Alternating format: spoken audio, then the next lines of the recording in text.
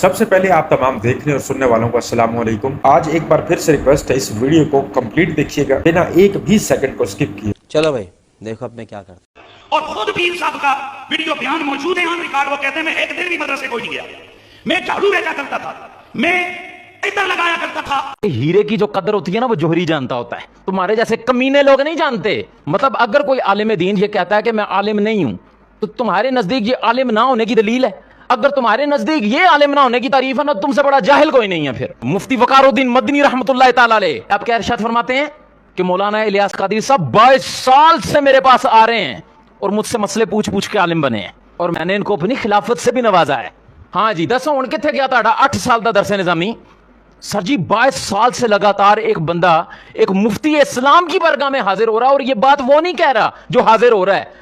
سر جی جن کی بارگاہ میں حاضر ہو رہا ہے وہ اس بات کو نوٹ کر رہے ہیں، وہ اس بات کا اظہار کر رہے ہیں۔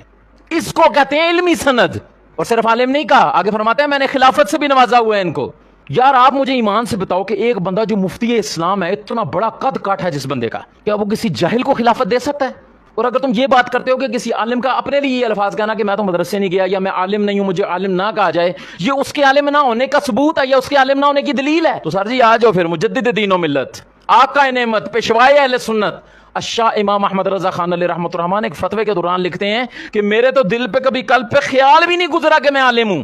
جی اے پڑھو۔ تو سر جی پھر اعلیٰ حضرت کے بارے میں کیا خیال ہے؟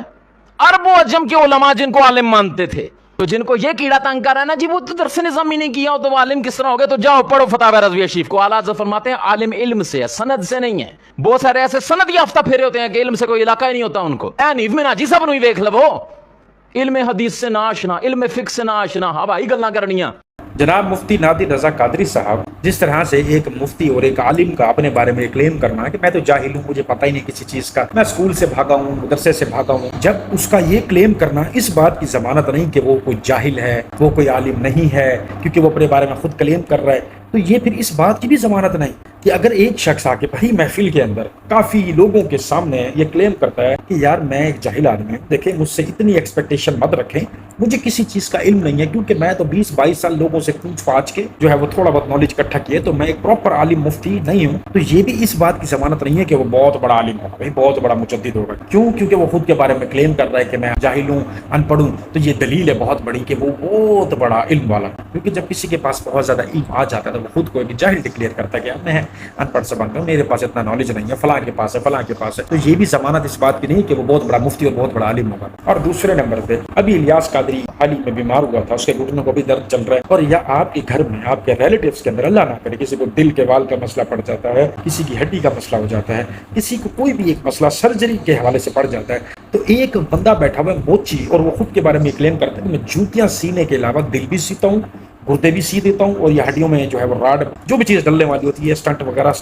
سب ڈال دیتا ہوں۔ تو اس کے لیے میرے پاس جو ہے وہ تجربہ یہ ہے کہ میں 20-25 سال ٹی وی دیکھتا رہ گیا ہوں، اخبار پڑھتا رہ گیا ہوں، اور ڈاکٹروں کے جو ہے وہ کلینک کے باہر کھڑا ہو کے ان سے مشورے کیے ہیں، یا ان کے وارڈ کے اندر جا کے ان سے مشورے کرتا رہ گیا ہوں، پوچھتا رہ گیا سارے مسئلیت میں نے ان سے پوچھی ہے کہ کتنے ٹانکے لگانے، کتنا چیرا لگانا ہے، کتنی دیر تک جو ہے وہ بندے کو بیہوش رکھنا ہے، اینستھیزیا دے کے بیہوش کرنا ہے یا سر پہ ہتھوڑی مار کے بیہوش کرنا ہے آپریشن کرتے ٹائم، یہ سارا کچھ میں نے پوچھا ہوا ہے۔ تو اس لہٰذا آپ مجھے پیسے دیں، میرے پاس آئیں، میں آپ کا جو ہے وہ جان کا علاج کروں گا۔ تو کیا آپ یا آپ سے جڑا کوئی رشتہ دار یا الیاس قادری یا ان سے جڑا کوئی رشتہ دار وہ ایسے جاہل بندے کے پاس جا کے وہ اپنا دل، گردے، دماغ یا ہڈی وڈی کا کوئی آپریشن یا کھلوائے گا جا کے؟ اس کے لیے آپ کو ڈگریاں چاہیے، ایکسپیرینس چاہیے، کیونکہ وہ جان کا معاملہ ہے۔ تو ادھر جو نبی پاک صلی اللہ علیہ وسلم کی محنت اور اتنی مشقت اور مشکلات اور شہادتوں کے بعد جو دین اسلام ہمیں ملا ہے، کیا وہ اتنا ایک مجبور اور کمزور ہے کہ اس کے لیے کوئی بندہ تھرڈ کلاس آ کے آج بول دے 30 سال کے ایکسپیرینس سے پوچھ پاچھ کے؟ تو ہمیں ایمان کے بدلے اس پر یقین کر لینا چاہیے۔ جان کے بدلی ڈگریاں اور ایمان کے بدلی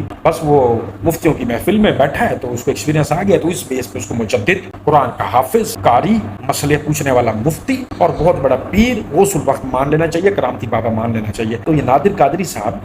یہ اسلام کے ساتھ زیادتی نہیں ہوگی؟ سال میں کوئی ایسا دن نہیں ہے جس میں شادی منع کی گئی ہے۔ محرم الحرام میں بھی شادی ہو سکتی ہے، عاشورے کے دن بھی شادی ہو سکتی ہے۔ غلط فہمیاں ہیں لوگوں میں۔ البتہ یہ کہ اب اگر ان دنوں میں شادی کرے گا تو لوگ بک بک کریں اور برا بھلا کہیں، خاندان میں فساد ہو، تو اس وجہ سے اگر کوئی شادی نہیں کرتا تو مجرم نہیں ہے۔ البتہ اگر ان دنوں میں شادی کو ناجائز سمجھتا ہے تو گناہگار ہوگا۔ کہ یوں شریعت پر اس نے افترا کیا، تہمت باندھی کہ شریعت نے جس کام کو حلال رکھا اس نے اس کو ناجائز کیوں کہا۔ اب الیاس قادری کی یہ بات، یہ ویڈیو ان کے مجدد ہونے، ان کے ولی ہونے، ان کے غوث الوقت ہونے، بہت بڑے عالم اور مفتی ہونے کی ضمانت ہے۔ نبی پاک صلی اللہ علیہ وآلہ وسلم کے گھرانے کو یعنی اہل بیت کو جس دن شہید کیا گیا اپنی جھوٹی عزت اور حوصلہ افزائی کے لیے، اپنی امپائر کو بچانے کے لیے، اپنی کرسی کو بچانے کے لیے جو پالیٹکس کھیلا گیا آپ علیہ السلام کے گھرانے کے ساتھ، اور ان کو اسلام ہی کے نام پہ اللہ اکبر کی صدا لگا کے شہید کر دیا گیا، اتنا ظلم کیا گیا پیغمبر کی اولاد کے ساتھ، اس دن کو آپ شادی کر سکتے ہیں، شہنائی بجوا سکتے ہیں، ڈھول ڈھمکے کر سکتے ہیں، کیونکہ یہ شادیوں کے رواج ہے۔ اب یہ کوئی کہے کہ ہم تو شادی اگر کرتے ہیں ہم بریلوی تو ہم ڈھول ڈھمکے نہیں کرتے، خوشی کا عالم تو ہوتا ہے، کوئی غم کا ماتم والا دن تو نہیں ہوتا نا کہ لڑکی والے رو رہے ہوں کہ ہائے ہم بیٹی بھی آ رہے ہیں، لڑکے والے کہہ رہے ہوں کہ ہم شادی کر رہے ہیں۔ بہت بڑا ماتم کا دن ہے بھائی، خوشی کا دن ہوتا ہے، اس میں چاہے آپ نعت پڑھ رہے ہو، قصیدے پڑھ رہے ہو، کھانا چلا رہے ہو، خوشیوں کا ماحول ہے، رقص ہو رہا ہے، ڈھول ڈھمکے ہو رہے ہیں، یہ تمام کام اس دن یا اس مہینے میں کرنا جائز ہے جس مہینے کے اندر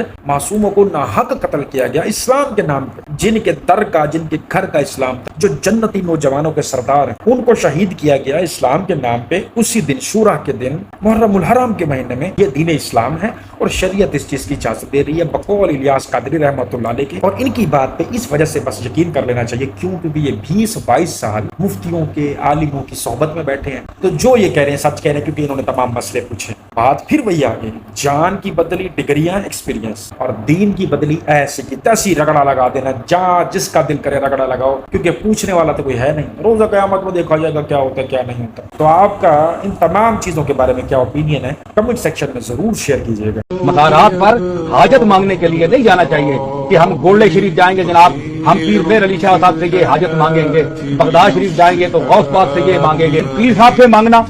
غوث پاک سے مانگنا، خواجہ معین الدین اجمیری سے مانگنا کہ اے فلانی قبر والے میری فلانی حاجت پوری کر دے، یہ مشابہت میں ابدت الاوثان ہے، بت پرستوں کے ساتھ مشابہت ہے جو شریعت میں شرک ہے، اور شرک گناہ عظیم ہے، ہماری شریعت میں منع ہے۔ ایسا جو لوگ کرتے ہیں ان کو توبہ کرنی چاہیے، حاجت روا صرف اللہ ہے، وہاں قبر پر بھی کھڑے ہو کر اللہ سے مانگنا چاہیے۔ اب یہ جو شخصیت میں نے آپ کو دکھائی ہے ان کا نام ہے پیر نصیر الدین نصیر رحمۃ اللہ علیہ۔ آج سے تقریباً ایسے آپ لگا لیں تقریباً 20-25 یا شاید 30 سال پہلے بریلوی طبقہ ان سے بہت محبت کرتا تھا، ان کے پیروں کو چومنا چاٹنا سب کچھ کرتا تھا۔ آخر وہ کیا وجہ بنی کہ آج بریلوی عالم ممبر رسول صلی اللہ علیہ وآلہ وسلم پر بیٹھ کے ان کا کوئی تذکرہ نہیں کرتے، ان کا کوئی نام نہیں لیتے، ان کا کوئی نام نہیں ہے، ان کی کوئی ویڈیو پہ بات نہیں کرتا، کیوں؟ اور ان کی ہر ویڈیو بالکل چھپتے چھپاتے آپ تک ہم تک کسی بھی سوشل میڈیا کے پلیٹ فارم سے ملتی ہے۔ آخر وہ وجوہات کیا ہے؟ وہ وجوہات یہی ہے کہ اللہ پاک نے ان کو ہدایت عطا فرمائی تھی، یہ ہدایت کے طلبگار تھے، تب کہ انہوں نے علی الاعلان یہ بات کی کہ غوث الوقت ہے کوئی، غوث الپاک ہے کوئی، پیر مہر علی شاہ ہے کوئی، داتا صاحب ہے کوئی، جو مرضی کوئی پیر ہے، ان کی عزت احترام کرتے ہیں کہ وہ اللہ کے نیک لوگ تھے، توحید پرست تھے۔ لیکن اگر آپ اس غرض سے ان کے مزار پہ گئے ہو کہ بچہ چاہیے، دولت چاہیے، گھر چاہیے، فلاں چاہیے، ہماری یہ مشکل ہے، ہماری یہ حاجت ہے، اس کو پورا کروا دیں، جب وہ اپنی مدد نہیں کر سکتے تو وہ آپ کی بھی نہیں کر سکتے۔ اگر وہ اپنی مدد کر سکتے ہوتے تو یہ دنیا میں جھگڑا ہی ختم ہوتا، وہ زندہ ہو کے نکل کر باہر آتے، علی الاعلان کہتے کہ دیکھو جی ہم زندہ ہو کر آگے، ہم اپنے آپ کو بھی زندہ کر سکتے ہیں، ہم اپنے مرید کو بھی، مرے ہوئے کو زندہ کر سکتے ہیں، ان کے گناہ بخشوا سکتے ہیں، whatever کچھ بھی کر سکتے ہیں۔ ایک مزار والا یہاں پر ہماری مدد نہیں کر سکتا جب تک ہم مال نہ لگوائیں، ان کی مزاریں نہیں چل سکتی جب تک ہم مال نہ لگوائیں، تو وہ جو جہاں پر دولت محل کا کوئی کنسیپٹ ہی نہیں ہے وہاں آپ کی مدد کون کر سکتا ہے؟ تو یہ اپنے گمان سے باہر نکال دیں کہ کوئی آپ کی مدد کر سکتا ہے، اللہ کی ذات کے علاوہ کوئی مدد نہیں کر سکتا۔ تو خیر آج کی یہ تمام ویڈیوز جہاں تک تھی، امید کرتا ہوں کہ آپ کو تمام تر ایکسپلینیشن پسند آئی ہوگی۔ اپنا بہت سارا خیال رکھیے گا، دعاؤں میں یاد رکھیے گا، دیجیے گا ابھی تک کو اجازت، اللہ حافظ۔